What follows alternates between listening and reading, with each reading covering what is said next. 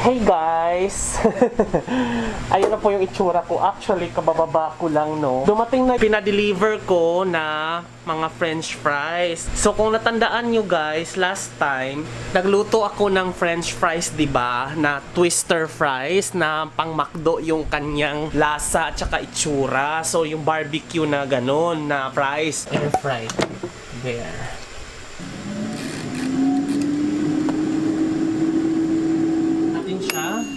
Kasi gutom na ako sa luto na to. Oh! Oh my God! Ang ganda!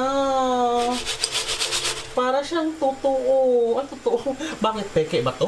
Kay Sol ko kasi to binili. So natuwa ako dun sa in-order ko. Hindi ako natuwa dun sa siomai. Ayun o, yung siomai tsaka yung shark fin. Hindi ako nasarapan sa kanya talaga. So, ang in-order ko talaga na na-addict ako ay yung fries. So, piruin mo, 4 na kilo yung in-order ko. Kasi sobra talagang hilig ko sa fries talaga, promise. So, titingnan ko kasi iba-ibang flavors to. Meron daw Burger King, merong twister, may regular, tsaka may pang, basta iba-iba siyang flavor. Okay. So this is the chicken popper daw to, parang chicken nuggets. Yan o, parang chicken nuggets daw to. Hindi ko alam kung magkano to mga to guys, pero ilalagay ko na lang dyan sa description box below dahil in-order ko lang to sa ka-office mate ko. Wala nang presyo-presyo dahil may tiwala naman ako sa kanya. Ito yung regular fries, 1 kilo din. Parang, ay hindi. Okay, ito yung pang Burger King. Okay, yung parang malalaki. Ayan, ito yung sa Burger King na malalaki. 1 kilo na regular ba to? Hindi, parang barbecue flavor din siya, pero regular siya. Ito yung malalaki sa Burger King to. Ito yung mga gan. Siyempre pa, yung kinakaadikan ko na twister. Yan, so, grabe, natutuwa ako sa mga fries. Talagang fries talaga is life. Yun talaga yung pinaka-goal ko. Sarap talaga ng fries. Kahapon kaka-order ko lang ng BFF. Pag-grab ako ng, grab food ako ng McDo na BFF fries. So sabi ko ay mahal kasi. So bibili na lang ako. Lulutuin ko na lang siya sa sarili ko. Dahil at least meron naman akong air fryer, diba? So bongga na to. As in talaga, promise.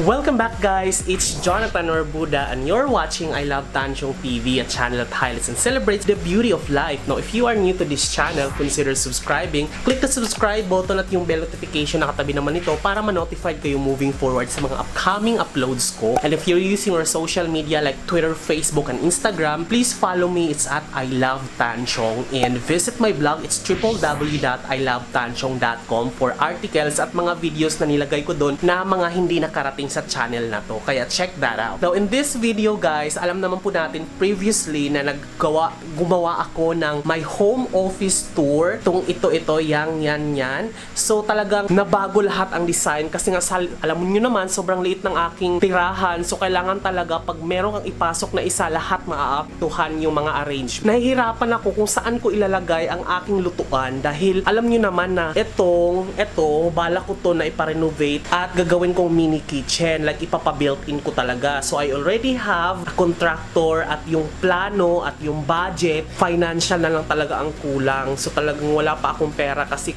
aabutin siya ng mga 100,000 plus kusina plus yung kesame na lalagyan natin ng floating LED light. Sabi ko, hayaan na muna natin since sinabihan ko na lang yung contractor na pending muna natin yung gawa dahil wala pa akong pera. Naintindihan na rin naman niya, so kukontakin ko na lang pag kailan kasi ready na lahat. Dahil nga wala pa tayong kusina, nahirapan ako nung pinasok ko tong home office na to dahil nawala ng space. Ito. Ayaw ko naman ilagay dito yung lutuan dahil baka mamaya mausukan to. So, sabi ko, isip-isip, talagang gagana talaga ang creativity. Gagana talaga ang iyong creativity kapag alam mo yung you have a limited space. Kailangan talagang maging yung design mo saan ko kaya to ilagay? Kasya kaya to? Ganyan. So, tinapon ko na yung mga ibang lamesa kaya ito na po ang ating setup ngayon. So, this one, if you notice, isa lang yung lamesa na tinira ko at tinatong natin yung ref.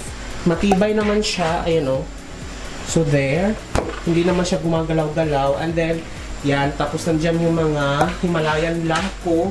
And down is yung pantry ko. So, nandyan lahat yung mga grocery ko para at least malapit na siyang kunin. Hindi na doon sa ating lagayan doon sa taas na sobrang nahirapan ako. Baka magkalaglagan pa at mabasag. So, nilipat ko na dito yung mga grocery natin. There. So, yan, supply ko na yan ng isang buwan siguro, no? Dito, na-declutter ko na rin naman to. Panoorin nyo na lang sa ibang video ko, yung decluttering video ko. So, natanggal ko na lahat ng mga laman na hindi na kailangan. Ito na lang yung natira sa ilalim. And then this one, pwede ko pa siguro tong lagyan ng mga kung ano-anong gamit, no? Related sa pagluto. So, lilinisan ko pa yan. At least, nakahanap tayo ng ating space. There! So, ito na po ang ating mumunting kusina. Meron na po tayong basurahan dyan sa gilid para easy access pag nagtapon tayo ng basura at hindi na pupunta doon sa CR. Kasi doon to dati sa CR nilagay eh. Yung ito parang hindi nakikita. Pero carry lang naman pag dyan sa gilid. Tapos meron tayong induction cooker. Ayan na. In-unbox na rin naman natin to. And then ito, lutuan. And then yung air fryer natin. Ayan. Yes. Bala ko kasi dito sa gilid, lagyan ko ng sticker, yung parang sabitan ng mga sandok. Pwede to kasi didikit naman to eh. Yan, para at least ma-maximize natin yung space ng likod ng ref. Yan, kailangan lang talaga natin maging creativity at maging resourceful sa lahat ng bagay, lalo na pag maliit yung lugar mo. And then, this one, bumili kasi, itatry natin to guys ngayon. At itatry natin to dahil bumili ako kay Sol last time ng tig-1 kilo. So, ito yung parang sa Burger King na fries.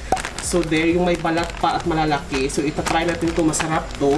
And then, this one is the McDonald's Twister Fries. Ito yung barbecue flavor na parang twister. Yan. Nakita nyo na to sa last video ko na tinry ko ito. Na-addict ako sa fries talaga. And then, in-order ako ng ibang klase.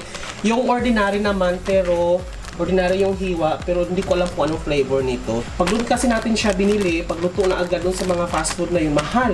Unlike ito, mura lang sa 1 kilo. Pwede ko na siyang lutuin ng ilang beses. So ngayon, itatry natin siya sa ating air fryer. Siguro kukuha tayo ng maliit dito. Portion. So there. There guys, ito na po ang ating twister fries na handa ko na siya. Lulutuin na lang natin siya. Ayan yung hilaw niya na itsura. If you take a look, para siyang ano talaga, totoo na McDonald's twister fries talaga. Now this one is, ito naman yung parang sa Burger King. Ayan o, may mga balat pa pero walang flavor. So ayan, parang plain lang. And the other one is parang ganito pero may flavored siya. So, cheese yata to or barbecue. Ewan ko anong flavor nito. But anyway, isasalang na po natin silang tatlo. At naisalang na natin sila. So, dyan sa gilid, ito, at saka ito. So, pinaghiwalay ko sila. And let's put a little bit of oil. Yan, nalagyan na natin ng oil. Kumikinang-kinang na sila. Na-sprayhan na natin. Natagalan ako sa pag-spray guys dahil ginising ko muna yung oil. Natulog kasi doon sa spray. Ayaw lumabas. Diyan. At na-preheat na rin naman natin. French fries is 200 degrees Celsius, 16 to 20 minutes. Okay. Yan. 220 minutes.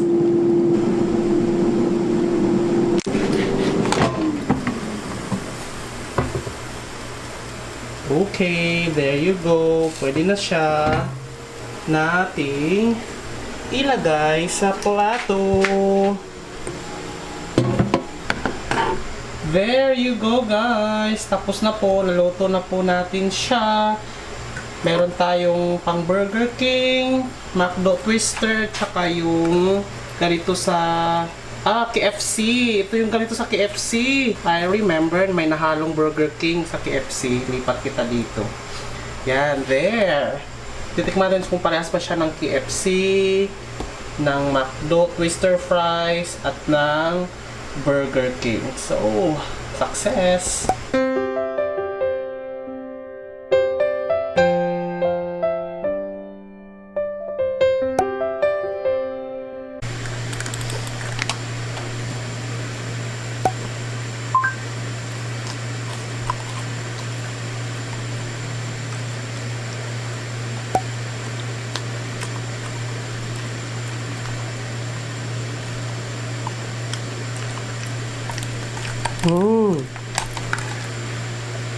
Kasing lasa niya ang McDo na eto, try natin yung let's try the twister fries from McDo.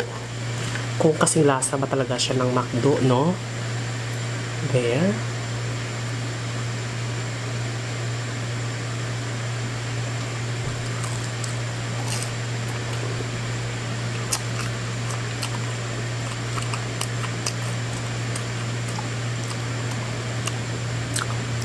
Sarap. Lasang McDo talaga siya, guys.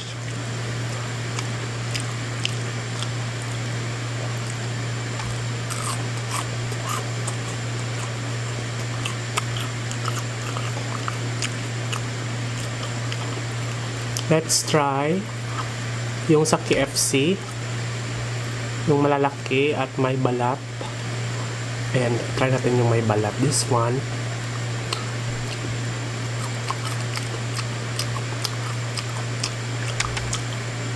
Para siyang KFC.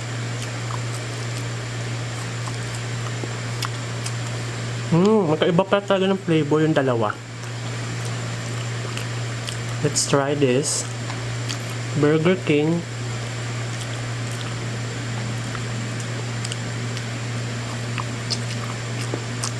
Ang tabang. Plain lang siya kasi. Dapat pala lagyan ko ng asin to.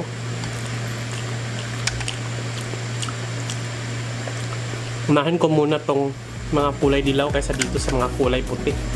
So there guys, thank you so much for watching this video. Na if you like this, kung na-enjoy mo to, click like at i-share nyo rin to sa mga kaibigan nyo na mahilig sa mga fries at mga addict sa fries na tulad. Sana nag-enjoy kayo sa video na ito. Hit subscribe para magkita-kita tayo sa next vlog ko. This has been Jonathan Orbuda saying keep smiling because life is worth celebrating for.